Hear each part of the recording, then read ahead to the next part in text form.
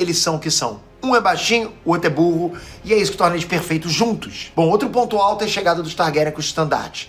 Pra você que não leu o livro, você vai se apegando aos detalhes sutis, por exemplo, como o Egg ficou nervoso nessa hora aí. Mas um detalhe maneiro aqui é uma coisa muito recorrente nessa série. A fidelidade, cara, o apego com a obra original. Os estandartes aqui parecem diferentes à Casa do Dragão. Lá, os dragões têm 4 patas e aqui só 2, né? E aqui na série que tá o correto, nessa série tá o correto. Isso é só mais uma prova, galera, que o roteiro e a direção de Cavaleiro dos Sete Reinos tem essa preocupação com a fidelidade da obra, sabe? Mesmo eles trazendo algumas novidades, é pouco em relação às coisas que eles trazem exatamente como no livro, como tá no livro. E aqui é legal sempre puxar a genealogia dos Targaryen pra gente se localizar, pra gente não ficar fora do contexto, né? Quem é o rei aqui nessa época é o Daemon II. E ele em si não apareceu na série, pelo menos ainda, ok? Não apareceu. Mas só pra você ter ideia, esse é o rei bisneto da Rhaenyra e do Daemon de A Casa do Dragão. Bom, voltando pra série, ela apresenta então 2 filhos do rei. Primeiro o Baelor Targaryen, que é o herdeiro do trono e irmão do rei. E irmão dele, o Maker, que é um mal-humorado, né? O Maker é pai de 4 filhos, eles são muito importantes. Primeiro filho é o Aerion, aquele Targaryen lá que foi babaca, que confundiu o Dunk com o tratador de cavalos. Não perde esse cara de vista, hein? Só digo isso aí. O Maker também é pai do Daemon e do Aegon, né? Que estão desaparecidos. E eles têm mais um filho aí chamado de Aemon. E esse você conhece. Ele é o futuro meistre sábio da Patrulha da Noite em Game of Thrones.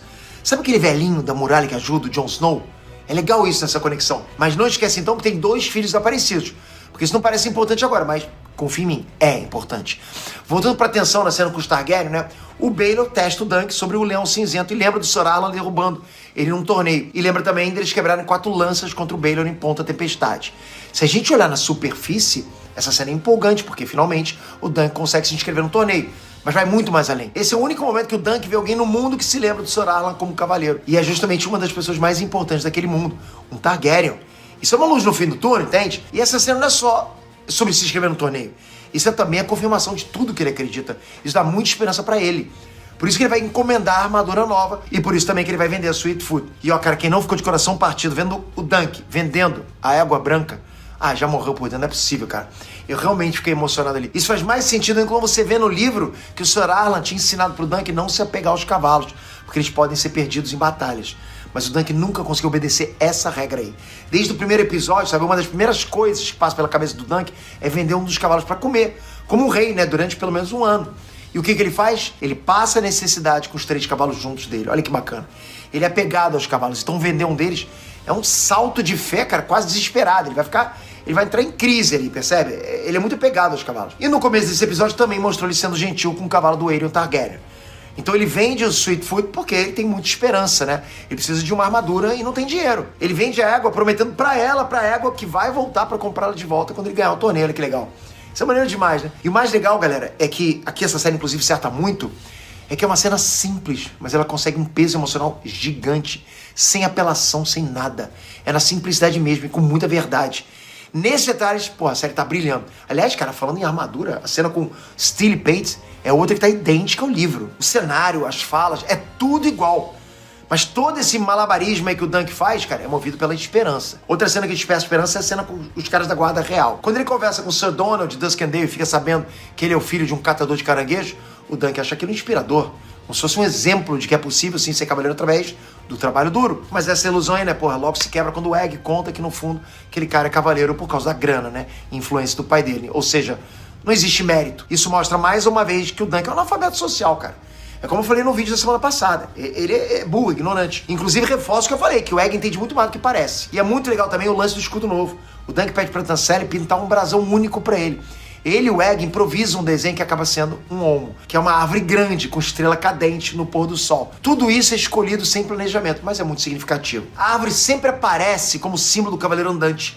É o abrigo que o Dunk apresenta pro Egg no episódio 1. E é o momento mais pai e filho entre o Dunk e o Sir Arlan no episódio 2. É perto de uma árvore dessa aí que o Dunk enterrou o Sir Arlan. Tudo tem a ver com se abrigar debaixo das árvores. A estrela cadente é o símbolo da sorte que o Dunk e o Egg viram antes do torneio começar. O pôr do sol era a paisagem que o Sir Arlan mais gostava. Esses 3 elementos, o pôr do sol, a árvore e a estrela cadente, viram o símbolo oficial do Sir Arlan, o alto. E ele aparece até na capa do livro do Cavaleiro dos Sete Reinos, né? E vai ficar por toda a história de Westeros a partir desse dia. E falando na Tancelle, o teatro que apareceu nesse episódio conta a lenda do Florian o Bobo e da Jonquil. É uma lenda da Era dos Heróis. E essa é uma referência que já foi citada em Game of Thrones e na Casa do Dragão também. Sempre alguém fala dessa história ou aparece lendo algum livro. E a cena do cabo de guerra com Lionel Baratheon é outra cena também inédita que a série inventou. Ela não tá no livro. Mas mais uma vez, cara, foi um acerto, top, muito legal. Ela serve pra mostrar o contraste da energia do Lord Baratheon em comparação à obediência do Dunk e em contraste com a lealdade do Egg. Percebe, cara? Ele topa tudo junto com o Dunk. Mesmo ele sendo pequeno e fraquinho, né? Mas ele tá lá. Ele não desiste, aquele moleque. E finalmente o torneio começou. Foi rápido, mas foi épico. Foi muito legal ver aquela abertura com os berrantes, o povo gritando. A produção tá top demais, tô gostando demais disso aí. Só que essa cena não é só entretenimento, ela teve vários significados costurados ali.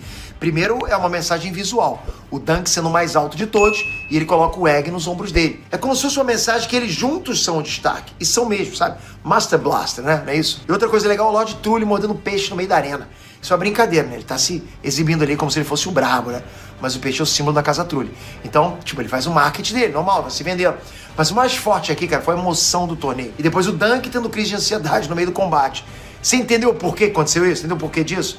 O Dunk sonhou muito com ser um cavaleiro, entende? Ele sonhava muito nisso, em participar do torneio. Mas quando ele viu os cavaleiros se enfrentando, a Vera se machucando, caindo na lama lá, se quebrando, sabe? Tomando pisada de cavalo. Aí ele não se empolgou como todo o resto do público se empolgou. Por quê? Porque ele se colocou no lugar dos cavaleiros. Ali foi um choque de realidade. Porque pensa, cara, nesse episódio inteiro, ele tava, apegado na ideia romantizada de cavaleiro que ele herdou do Sir Arlan. Aquela coisa de cavaleiro, aquela coisa legal, né? E só ali, cara, naquela hora, ele viu o lado pesado da coisa. Ele nunca tinha visto isso, nunca tinha parado pra pensar. Isso porque só ali, pela primeira vez, ele tinha uma chance real de combater no torneio. Então, galera, é aquela coisa, sabe? Enquanto tá nos planos, nas ideias, tudo é lindo, percebe? Agora que é real e logo mais ele vai estar naquela arena, ele começou a se ver ali também. E ele tem muito a perder. Para e pensa. Qual o preparo que ele tem comparado aos lotes, tipo o Lionel Baratheon, a Baelor Hightower, o Daemon Lannister, o Leo Tyrell? Caraca, os caras são só os picas ali, né?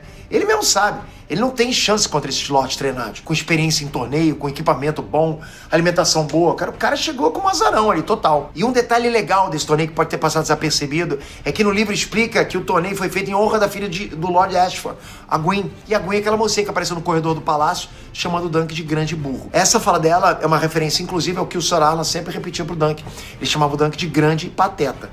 No final do episódio, o Egg tá empolgadaço, brincando de cavaleiro, mas o Dunk fica pensativo e pela primeira vez ele questiona os ensinamentos do Sir Arlan. Olha, parece um momento bobo, mas é a primeira vez que ele não acredita totalmente no que o Sir Arlan ensinou pra ele. Quando ele começa a pensar que os grandes cavaleiros morrem na lama, ele começa a admitir pra dentro dele, né, que ele não entendeu a vida de cavaleiro por completo até aquele momento.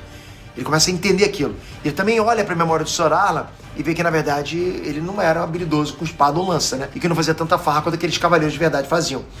Mas, por outro lado, o Sir Arlan acolheu ele como se fosse um filho e ensinou tudo que ele podia. Por isso que a série começou com o flashback do Sir Arlan e toda aquela vida da estrada junto com o Dunk. Ali era a romantização da vida de cavaleiro andante, entende? Aquela coisa bonita, ó, cavaleiro. Durante o episódio, o Dunk vai encarar a realidade e ver que o Sir Arlan não era aquilo tudo que ele estava pensando, né? Ele pensava que era. E também vai ver que a vida de cavaleiro não era assim tão boa. Quando ele foi obrigado a ter um escudo próprio, né, com um símbolo próprio, foi um choque de realidade. Ele não era filho legítimo, né? Ele não poderia carregar o escudo do Sir Arlan. Mas mesmo assim, agora no final, cara, ele decide honrar o legado. Mesmo sem ser filho de verdade, cara. Mesmo sem ser cavaleiro de verdade,